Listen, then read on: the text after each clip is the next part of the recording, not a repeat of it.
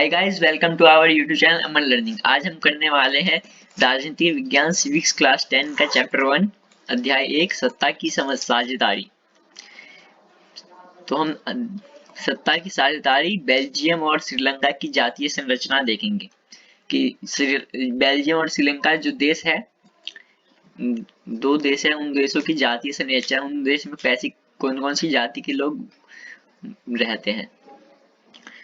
तो सबसे पहले जो श्रीलंका है, श्रीलंका में 7% लोग तमिल है, जो तमिल और सिंगली दोनों बोलते हैं 7% लोग, और 18% लोग तमिल भाषा बोलते हैं और 74% लोग सिंगली भाषा बोलते हैं श्रीलंका में।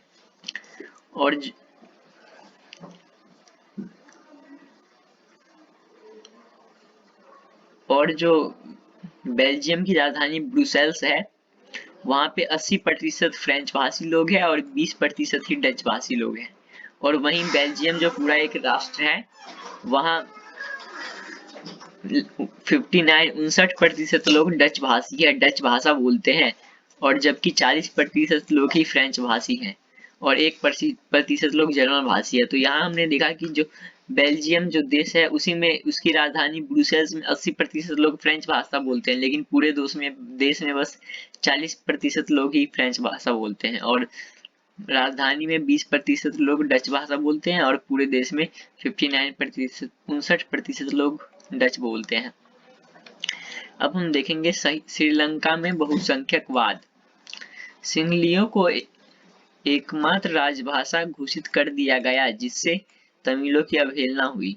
1956 जो है, उसमें एक कानून पास किया गया था श्रीलंका में, जिससे सिंहली की समुदाय को सर्वोच्चता स्थापित किया गया। मतलब कि जो श्रीलंका में जो सिंहली समुदाय है, उसको सर्वोच्चता स्थापित करने के लिए 1956 में कानून पास कर दिया गया, जिसके द्वारा सिंहली को एकमात्र राजभाषा घोषित कर दिया गया और जिसे तमिलों को अवहेलना हुई, बहुत बुरा लगा उन्हें। और बहुसंख्यकवाद का अर्थ है कि बहुसंख्यक समुदाय मनचाहे ढंग से देश का शासन चला सकता है, अल्पसंख्यक समुदाय की अवहेलना करके बहुसंख्यकवाद की नीति अपना ली गई। इसका अर्थ ये हुआ कि बहुसंख्यक समुदाय, जैसे कि वहाँ की सिंगली समुदाय थी बहुसंख्यक, तो वो अपने मनचाहे ढंग से देश का शासन चला सकती है, वो कुछ भी कर सकती है अपने मन से, और जो अल्पसंख्यक समुदाय है उनकी अवहेलना करेगी। फिर नए संविधान में यह प्रावधान किया गया कि सरकार बौद्ध मठ को संरक्षण और बढ़ावा देगी। सिंगली समुदाय जो है, वो बौद्ध मठ से बनाए उत्पत्ति हुई है। सिंगली समुदाय की उत्पत्ति बौद्ध मठ से हुई है। तो जो नया संविधान बनाया गया था, उसमें यह प्रावधान किया गया कि सरकार बौद्ध मठ को संरक्षण और बढ़ावा देगी, और सिंहलियों को विश्वविद्यालय और सरकारी नौकरियों में प्राथमिकता दी गई। और श्रीलंका में जो सिंहली लोग हैं, उनको ही विश्वविद्यालयों में पढ़ने के लिए और सरकारी नौकरियों में सबसे ज्यादा प्राथमिकता दी गई, और बाकी तमिलों भाषी लोगों को की अवहेलना की गई। फिर अब हम देखेंगे बेल्जियम की समझदारी। तो बेल्जियम ने क्या समझदारी दिखाई। तो बेल्जियम ने 1970 और 1993 के बीच की संविधान में संशोधन किए ताकि सब मिलजुल कर रह सके। बेल्जियम जो देश है, उसने समझदारी दिखाई और 1970 और 1993 के बीच संविधान में संशोधन किए कि ताकि सब मिलजुल कर रह सके। तो केंद्र सरकार डच भाषी और फ्रेंच भाषी मंत्रियों की संख्या समान विशेष कानून के लिए दोनों समुदायों की सहमति। केंद्र सरकार और में जो डच भाषी है और फ्रेंच भाषी मंत्रियों की समान संख्या रखी गई, और विशेष कानून, अगर कोई विशेष कानून बनाना है तो दोनों ही समुदायों की सहमति की जरूरत पड़ती थी। फिर सामुदायिक सरकार एक ही भाषा बोलने वाले लोगों द्वारा संस्कृत भाषा से जुड़े फैसले का अधिकार। यानी कि जो सामुदायिक सरकार है, उसमें एक ही भाषा बोलने वाले लोगों द्वारा शासक चुना जाएगा। एक ही भाषा बोलने वाले लोग अपने नेता को चुनेंगे और उस भाषा से सभी जुड़े फैसले लेने का उन्हें अधिकार है। फिर है राजधानी ब्रुसेल्स में दोनों समुदायों का प्रतिनिधित्व। राजधानी ब्रुसेल्स है, वहां पे फ्रेंच भाषी समुदाय का भी और डच भाषी समुदाय का भी प्रतिनिधित्व होगा। राज्य सरकार केंद्र सरकार की संद्रियां क्षेत्रीय सरकार को राज्य सरकार केंद्र सरकार की शक्तियां क्षेत्रीय सरकार को राज्य सरकार केंद्र सरकार के अधीन नहीं है। मतलब कि राज्य सरकार के पास भी और केंद्र सरकार के पास भी अपनी अपनी शक्तियां हैं और क्षेत्रीय सरकार के पास भी। और केंद्र सरकार ये सरकारें इस केंद्र सरकार के अधीन नहीं है। अब हम पढ़ेंगे सत्ता की साझेदारी क्यों जरूरी है। इसके दो कारण है, युक्तिपरक तर्क और नैतिक तर्क। तो युक्तिपरक तर्क में हानि या लाभ के परिणामों पर आधारित है युक्तिपरक तर्क। विभिन्न सामाजिक समूहों के बीच टकराव का अंदेशा कम होता है युक्तिपरक तर्क में। तर्क ये है कि और राजधानी व्यवस्था के स्थायित्व के लिए अच्छा है सत्ता की साझेदारी। वहीं नैतिक तर्क ये है कि नैतिक तर्क नैतिकता या अंतर्भूत महत्व पर आधारित होता है कि सत्ता की साझेदारी लोकतंत्र की आत्मा है, लोगों की भागीदारी आवश्यक है तथा लोग अपनी भागीदारी के माध्यम से शासन से जुड़े रहें। लोगों का अधिकार है कि उनसे सलाह ली जाए प्रशासन की शासन किस प्रकार हो। सत्ता की साझेदारी लोकतंत्र की आत्मा है, नैतिक तर्क यही है। और लोगों की भागीदारी आवश्यक है, तभी लोग अपनी भागीदारी के माध्यम से शासन में जुड़े रहेंगे और सभी लोग अपने भागीदारी से शासन में जुड़े रहें।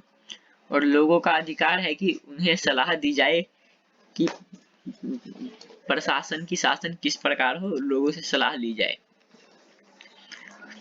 अब हम देखेंगे सत्ता की साझेदारी के विभिन्न रूप। तो सत्ता की साझेदारी के विभिन्न रूप हैं। ऊर्ध्वाधर वितरण। ऊर्ध्वाधर वितरण में सरकार के विभिन्न स्तरों के बीच सत्ता का बंटवारा होता है, जैसे केंद्र सरकार, प्रांतीय सरकार और स्थानीय सरकार। केंद्र सरकार मतलब कि सेंट्रल गवर्नमेंट, प्रांतीय सरकार या राज्य सरकार भी बोलते हैं इसे, और स्थानीय सरकार। ये तीन सरकारें हैं जो सत्ता के ऊर्ध्वाधर वितरण में आते हैं। फिर है सत्ता का क्षैतिज वितरण। शासन के विभिन्न अंगों जैसे विधायिका, कार्यपालिका और न्यायपालिका के बीच सत्ता का बंटवारा क्षैतिज वितरण कहलाता है। ये जो हमने पढ़ा था ऊर्ध्वाधर वितरण, उसमें तो सरकार के विभिन्न स्तरों के बीच बड़ा था। सबसे केंद्र सरकार सबसे बड़ा, फिर प्रांतीय सरकार, राज्य सरकार उससे छोटा और उससे छोटा स्थानीय सरकार। लेकिन क्षैतिज वितरण में शासन के विभिन्न अंगों के बीच सत्ता का बंटवारा होता है, जैसे विधायिका, कार्यपालिका और न्यायपालिका। अब ये है गठबंधन सरकार। विभिन्न राजनीतिक पार्टियों, हित समूह व दबाव समूहों के बीच सत्ता एक राजनीतिक दल से दूसरे दल बदलती रहती है। गठबंधन सरकार। जो विभिन्न राजनीतिक पार्टियां होती है, हित समूह और दबाव समूह के बीच सत्ता एक राजनीतिक दल से दूसरे तक बदलती रहती है। इसी की सरकार को गठबंधन की सरकार कहते हैं। गठबंधन की सरकार बना लेते हैं अपनी, दो पार्टियां मिलके एक दूसरे से मिल जाते हैं। फिर है विभिन्न सामाजिक समूहों व दबाव समूहों के बीच सत्ता की साझेदारी। बेल्जियम में सामुदायिक सरकार सामाजिक रूप से पिछड़े समुदाय तथा महिलाओं की प्रशासन में हिस्सेदारी है। बेल्जियम की जो सामुदायिक सरकार है वो सामाजिक रूप से पिछड़े समुदाय और महिलाओं की प्रशासन में हिस्सेदारी लेती है। अब हम देखेंगे एक अंक वाले प्रश्न। विभिन्न सामाजिक समूहों के बीच सत्ता की साझेदारी का एक उदाहरण दें।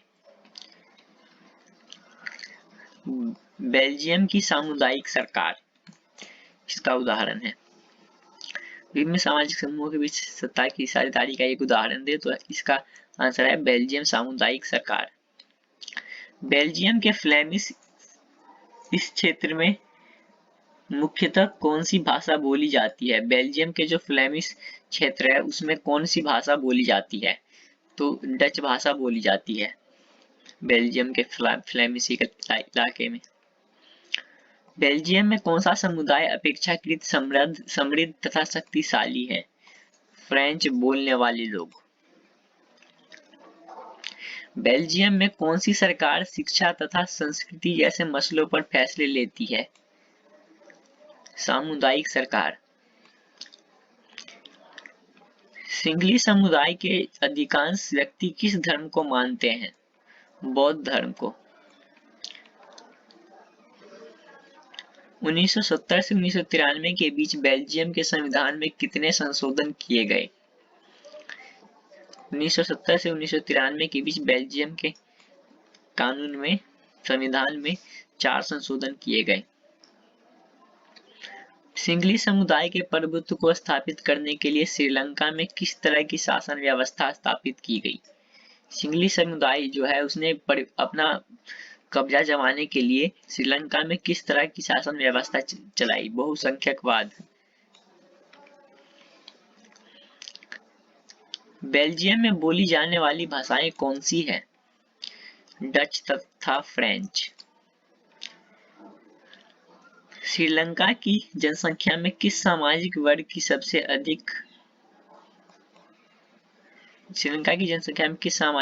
सबसे अधिक है? सिंगली समुदाय।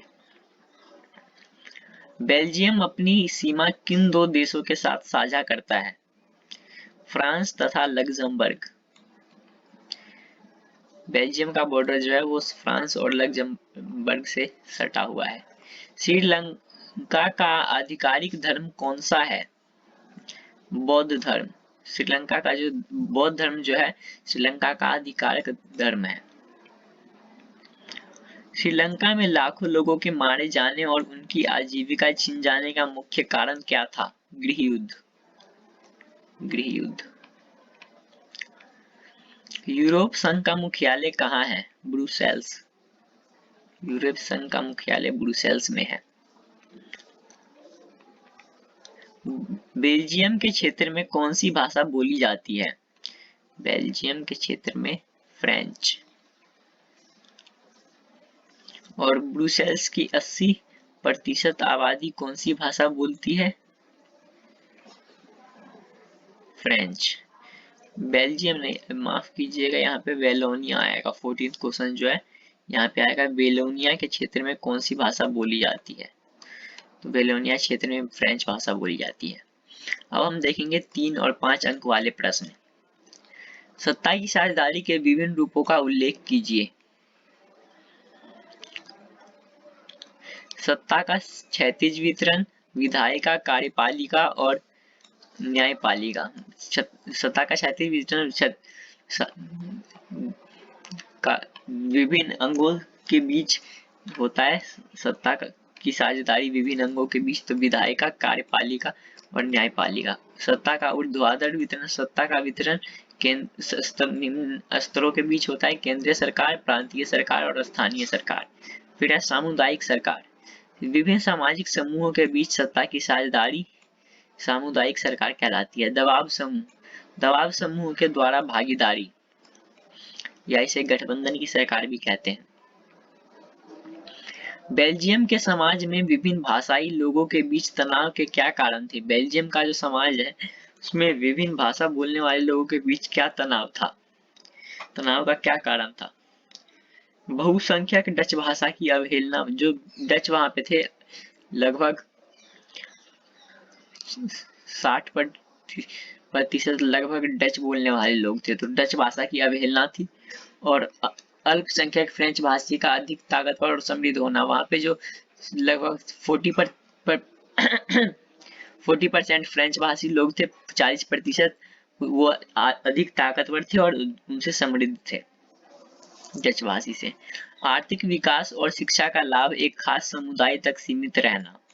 आर्थिक विकास और शिक्षा का जो लाभ है वो एक ही समुदाय तक को मिला था, यानी कि फ्रेंच भाषी लोगों को मिला था। और राजनीतिक सत्ता एक समुदाय विशेष में केंद्रित थी। राजनीतिक सत्ता जो है वो एक ही समुदाय विशेष में ही केंद्रित थी। श्रीलंका में बहुसंख्यवाद ने किस प्रकार सामाजिक तनाव को जन्म दिया? श्रीलंका का जो बहुसंख्यवाद है उसने किस प्रकार सामाजिक तनाव को जन्म दिया? बहुसंख्यकवाद के तहत सिंहलियों के हितों का विशेष ध्यान रखा गया। सभी महत्वपूर्ण क्षेत्रों में सिंहलियों का एकाधिकार हो गया। सिंहलियों को एकमात्र राजभाषा का दर्जा दिया गया और तमिलों के हितों को दरकिनार करना किया गया और तमिल को राजनीतिक अधिकार से वंचित रखा गया।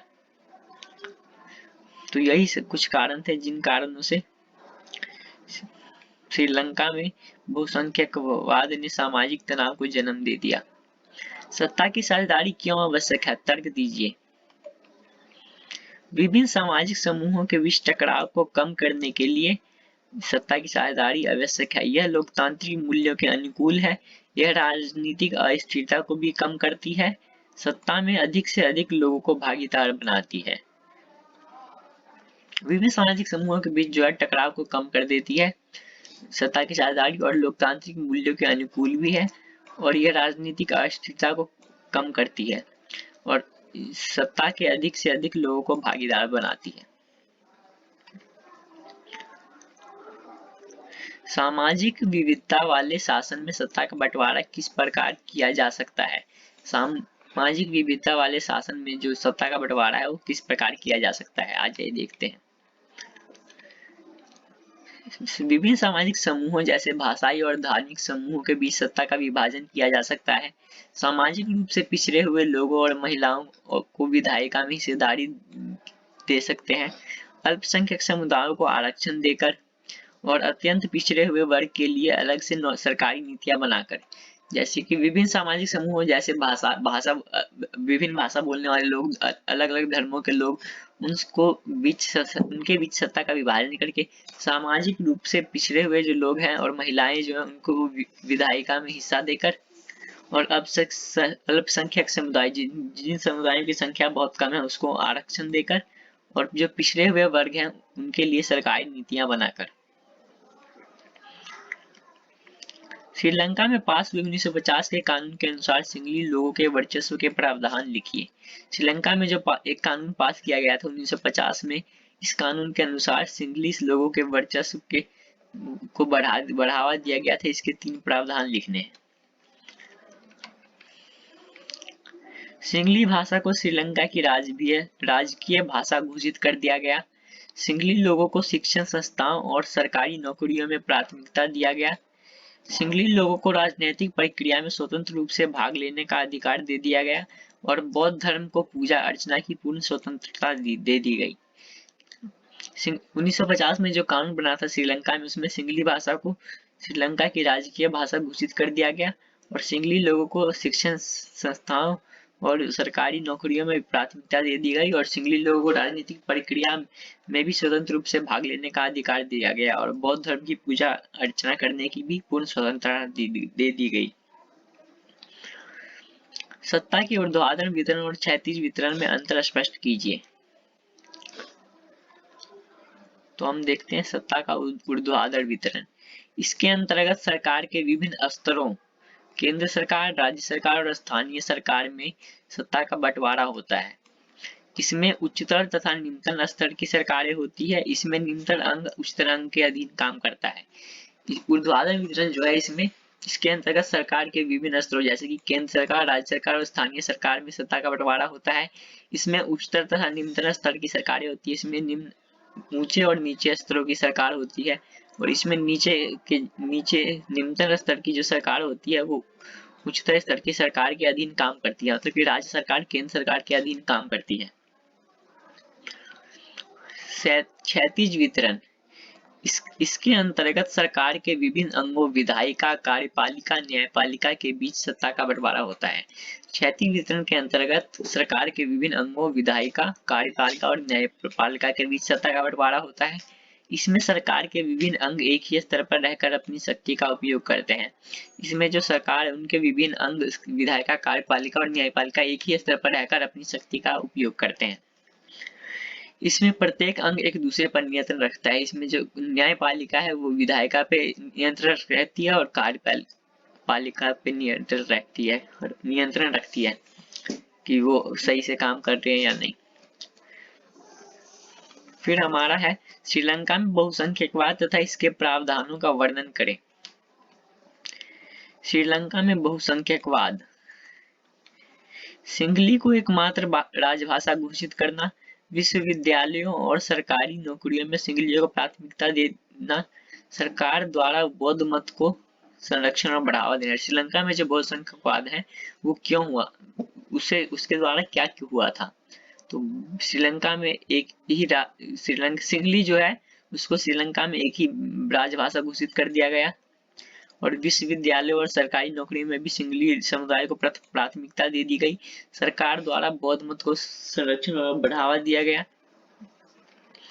और इससे बहुसंख्यकवाद का क्या प्रभाव हुआ, तमिलों की नाराजगी और शासन के प्रति बेगानेपन को बढ़ावा। तमिल जो है वो नाराज हो गए और शासन के प्रति उनका बेगानापन हो गया, बेगानापन को बढ़ावा मिला। 1980 के दशक में उत्तर पूर्वी श्रीलंका में स्वतंत्र तमिल इलम बनाने की मांग, और इसे 1980 के दशक में उत्तर पूर्वी श्रीलंका में स्वतंत्र तमिल इलम बनाने की मांग की गई। सिंहली और तमिलों के बीच टकराव तथा गृहयुद्ध का जन्म हो गया। सिंहली और तमिलों के बीच जो है टकराव हो गया और देश में गृहयुद्ध का जन्म हो गया। गृहयुद्ध के कारण हजारों लोगों का मारा जाना तथा बेघर होना। गृहयुद्ध जो है हुआ उसके कारण लोगों को हजारों लोगों को मारा गया और बेघर हो गए हजारों लोग। युद्ध के कारण देश के सामाजिक, सांस्कृतिक और आर्थिक जीवन में दुष्प्रभाव। युद्ध के कारण जो है देश में सामाजिक, आर्थिक और सांस्कृतिक जीवन में दुष्प्रभाव पड़ गया। बेल्जियम में सामाजिक विविधताओं से उत्पन्न समस्याओं का समाधान कैसे किया गया है। बेल्जियम में जो सामाजिक विविधता है उससे उत्पन्न समस्याओं का समाधान कैसे किया गया।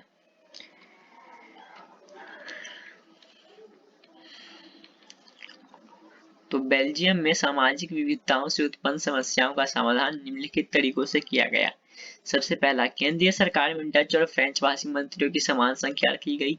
केंद्र सरकार जो है उसमें डच और फ्रेंच भाषी मंत्रियों की समान संख्या रखी गई, और केंद्रीय सरकार की अनेक शक्तियों को क्षेत्रीय सरकार को दे दिया गया, सौंप दिया गया क्षेत्रीय सरकार को।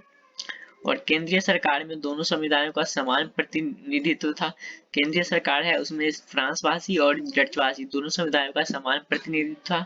और सामुदायिक सरकार का भी गठन किया गया, सामुदायिक सरकार का गठन किया गया। क्षेत्रीय और सामुदायिक सरकार को विभिन्न मामलों में निर्णय लेने की स्वतंत्रता दे दी गई। क्षेत्रीय सरकारों और सामुदायिक सरकार को विभिन्न मामलों में निर्णय लेने की स्वतंत्रता दे दी गई। विभिन्न दबाव समूहों और राजनीतिक दल किस प्रकार सत्ता के बंटवारे में महत्वपूर्ण भूमिका निभाते हैं। विभिन्न दबाव समूह और राजनीतिक दल किस प्रकार सत्ता के बंटवारे में महत्वपूर्ण भूमिका निभाते हैं।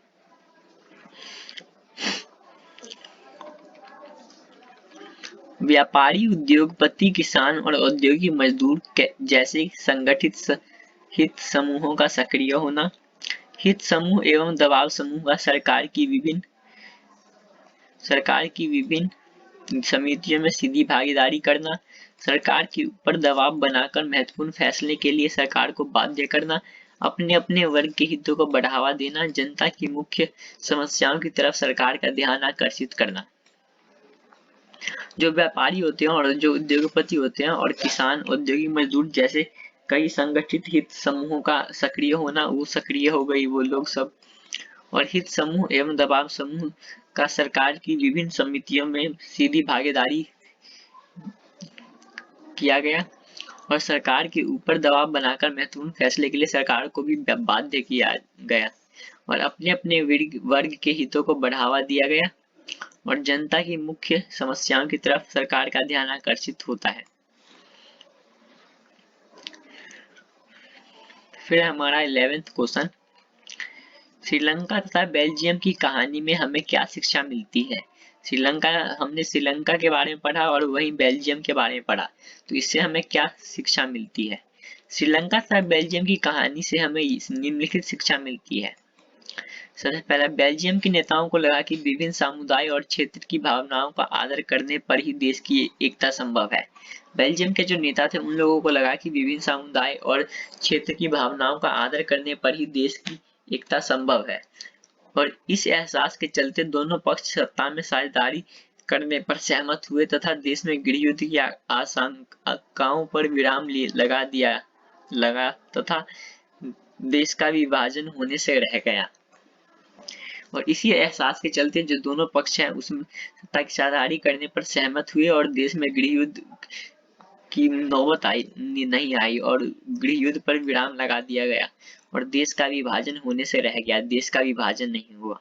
श्रीलंका के उदाहरण से यह पता चलता है कि अगर बहुसंख्यक समुदाय दूसरों पर प्रभुत्व कायम करने तथा सत्ता में उनको हिस्सेदार न बनाने का फैसला करता है तो इससे देश की एकता संकट में पड़ सकती है। श्रीलंका के उदाहरण से हमें यही पता चलता है कि अगर बहुसंख्यकवाद समुदाय है दूसरों पर जो है कब्जा करने तथा सत्ता में उनको हिस्सेदार न बनाने का फैसला करता है तो इससे देश की एकता संकट में पड़ सकती है।